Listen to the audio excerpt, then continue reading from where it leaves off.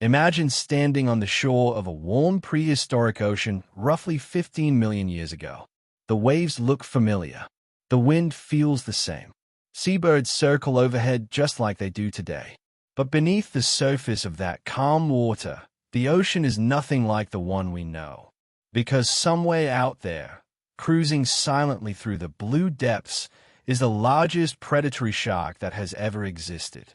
Megalodon, a shark so enormous that its jaws alone could swallow a modern great white whale. A predator that may have reached lengths of 60 feet or more. Its teeth, some the size of a human hand, were designed to slice through bone, blubber, and muscle with terrifying efficiency. If you were to dive beneath the surface during this time, the ocean would feel alive in a way that is almost impossible to imagine today. Schools of fish stretch for miles like moving silver clouds. Giant sea turtles paddle through warm currents. Early whales travel in groups across vast distances. And somewhere nearby, the king of the ocean is hunting. For decades, the megalodon has captured human imagination more than almost any prehistoric animal. It is often imagined as a lone monster dominating an empty ocean, a single unstoppable predator ruling a silent sea. But the truth is far more fascinating. The megalodon did not live alone. Its world was crowded with enormous animals, powerful predators, and strange marine creatures that no longer exist today. Some were prey. Some were competitors. Some may have been rivals powerful enough to challenge the giant shark itself. To truly understand Megalodon, we have to explore the entire ecosystem it lived in. The Miocene Ocean was one of the most productive marine environments in Earth's history. Warm global temperatures meant huge areas of the planet were covered in rich coastal seas filled with life. And where there is life, there are predators. Massive whales swam through these waters, some much smaller than the giants we see today, and some with teeth built for hunting other marine mammals.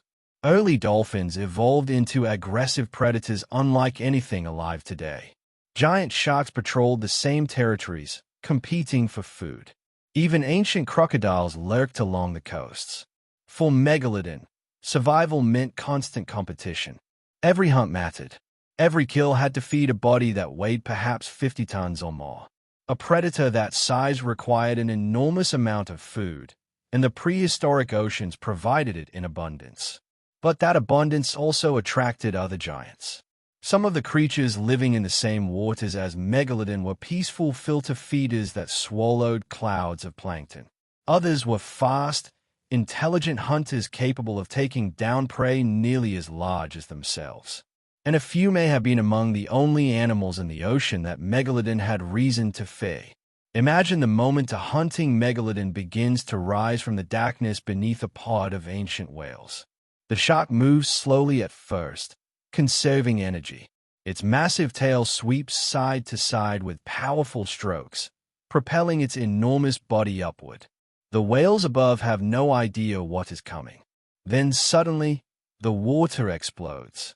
A burst of speed, a flash of teeth, a bite strong enough to crush bone. The megalodon's hunting strategy likely focused on disabling large prey quickly. Many fossil whale bones discovered by scientists carry deep bite marks that match megalodon teeth. Some showed damage to fins or tails, suggesting the shark attacked these areas first to slow its victim before delivering the killing bite.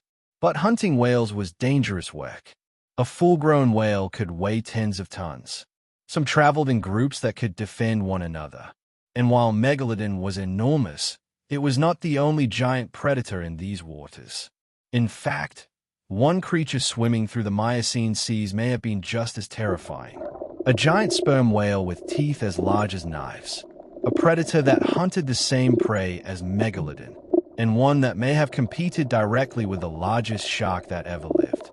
But before we meet that rival, we need to understand just how dominant Megalodon truly was. Because when this shark appeared, it changed the balance of power across the entire ocean. Marine ecosystems reorganized around it. Prey animals evolved new survival strategies. And other predators were forced to adapt to a world where a 60-foot shark could appear from the darkness at any moment. The age of Megalodon had begun. and the ocean would never be the same. If the Miocene oceans had a rival to Megalodon, it may have been something far more intelligent than a shark. A whale.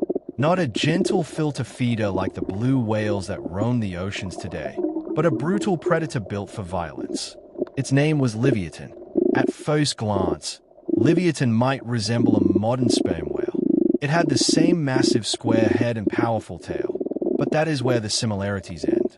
Unlike modern sperm whales, Livyatan possessed enormous teeth in both its upper and lower jaws. Each tooth could reach more than a foot in length, making them some of the largest functional teeth ever found in any animal. This whale was not designed to hunt squid in the deep sea. It was designed to hunt other whales. In the same waters where Megalodon cruised, Livyatan patrolled like a living torpedo, driven by intelligence and brute force. While Megalodon relied on stealth and explosive ambush attacks, Livyatan likely hunted with strategy. Its brain was far larger than the shark's, and modern sperm whales are known to communicate, coordinate, and even work together when hunting. Imagine what a fully predatory version of that animal might have been capable of. Livyatan may have reached lengths of more than 50 feet, placing it within the same size range as Megalodon.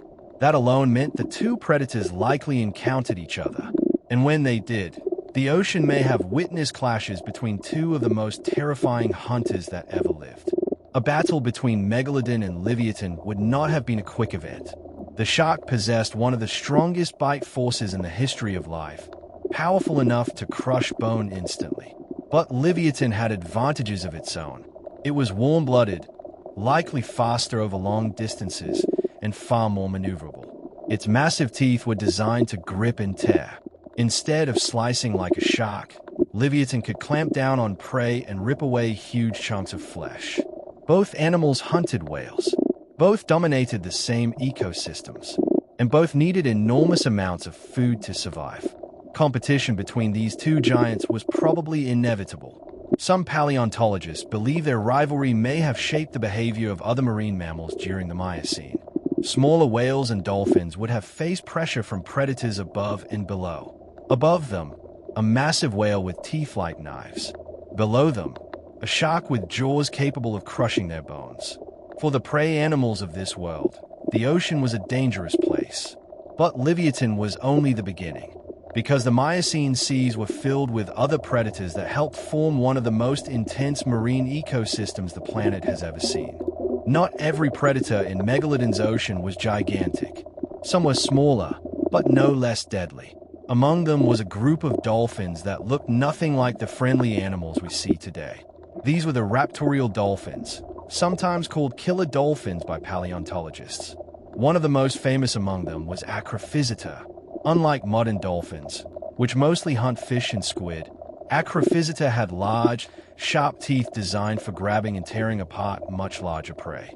Its skull reveals powerful jaw muscles and a mouth filled with teeth that could easily puncture thick skin. In many ways, Acrophyseter was like a scaled-down version of Livyatan. But smaller predators have advantages. They can maneuver faster, they can hunt in packs, and they can take risks that massive predators cannot. Groups of these ancient dolphins may have targeted schools of fish, squid, or smaller marine mammals. Some scientists believe they may even have attacked juvenile whales. To a newborn whale calf, a group of aggressive dolphins with sharp teeth could be just as dangerous as a giant shark. But these dolphins also had to survive in a world ruled by Megalodon. A full-grown Megalodon would have seen them as easy prey. This meant the dolphins likely lived cautious lives, always aware that a shadow rising from the depths could end the hunt instantly. Yet their presence also tells us something important about Megalodon's ecosystem.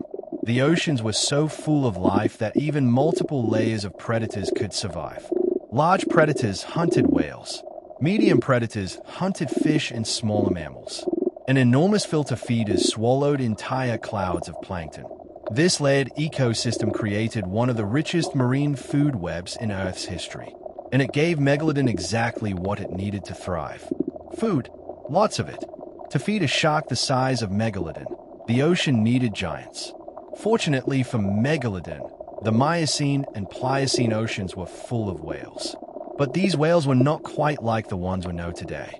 Many of them were smaller baleen whales belonging to ancient groups such as Cetotherium.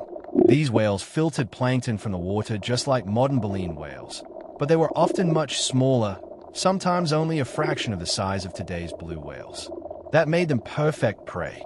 Fossilized whale bones discovered around the world show unmistakable Megalodon bite marks, deep gouges carved by massive serrated teeth.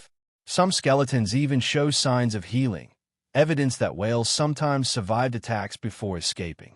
But many did not. For Megalodon, whales represented the most efficient meal in the ocean. One successful hunt could feed the shark for days. This hunting pressure may have played a role in the evolution of whales themselves. Larger body sizes can help animals avoid predators. Over millions of years, whales grew larger and larger. Eventually, they became the giants we see today. Ironically, the growth of whales may have been partly driven by the fear of predators like Megalodon. While whales dominated the open ocean, the coastal regions held different dangers. In river mouths and shallow coastal waters lived ancient crocodilians adapted for marine life. One of these was Piscogavialis. Unlike modern crocodiles that lurk in freshwater rivers, Piscogavialis had a long, narrow snout designed for catching fish. It likely spent much of its life in coastal waters and estuaries. These areas were rich feeding grounds where fish gathered in huge numbers. But coastal regions were also places where megalodons sometimes hunted. Young whales, seals, and large fish often passed through these shallower waters. For a giant shark looking for food, they were perfect hunting grounds. This meant Piscogavialis lived in a dangerous neighborhood. While the crocodile was an effective predator in its own right, it would have been completely outmatched by a full-grown megalodon. Encounters between the two may have been rare, but if they happened, the crocodile would not have stood much chance. Not all giants in Megalodon's ocean were predators. Some were peaceful filter feeders that grew to enormous sizes simply by consuming vast quantities of tiny organisms. One of the most fascinating examples was an ancient lineage of giant plankton-eating fish. These massive fish cruised through the ocean with mouths wide open, filtering microscopic life from the water. In many ways, they resembled modern whale sharks. They were enormous but harmless. For Megalodon, however, even these giants could represent a potential meal. Although filter feeders were not the shark's preferred prey, a hungry megalodon might still attack one if the opportunity presented itself. The sheer size of these animals shows just how productive the ancient oceans were. There was enough plankton to support massive filter feeders, enough fish to support dolphins and sharks, and enough whales to sustain the largest predator that ever lived. But Megalodon was not the only large shark in the sea. Another powerful species swam alongside it, Carcharodon australis. This shark is often considered an ancestor of the modern great white shark. Although smaller than Megalodon, it was still an impressive predator capable of reaching lengths of 20 feet or more. It likely hunted fish, seals, and smaller whales.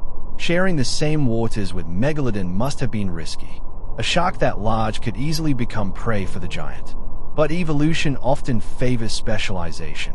While Megalodon focused on massive prey like whales, smaller sharks could hunt different animals and avoid direct competition. This allowed multiple species of sharks to survive in the same ecosystem. Another shark roaming these ancient seas was Hemipristis cera, the giant snaggletooth shark.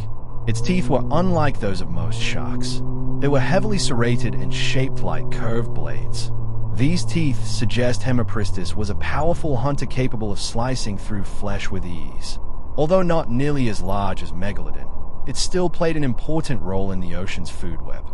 Medium-sized predators like this helped control populations of fish and smaller marine animals.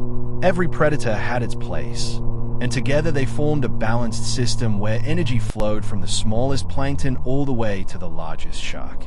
Even sea turtles were part of this ancient ecosystem. Some prehistoric turtles grew to impressive sizes, with shells strong enough to resist many predators. But against Megalodon's crushing bite force, even a turtle shell would not provide complete protection. Large marine turtles likely formed part of the shark's occasional diet. Their presence added yet another layer to the complex web of life beneath the waves. The Miocene Ocean was also home to enormous schools of fish.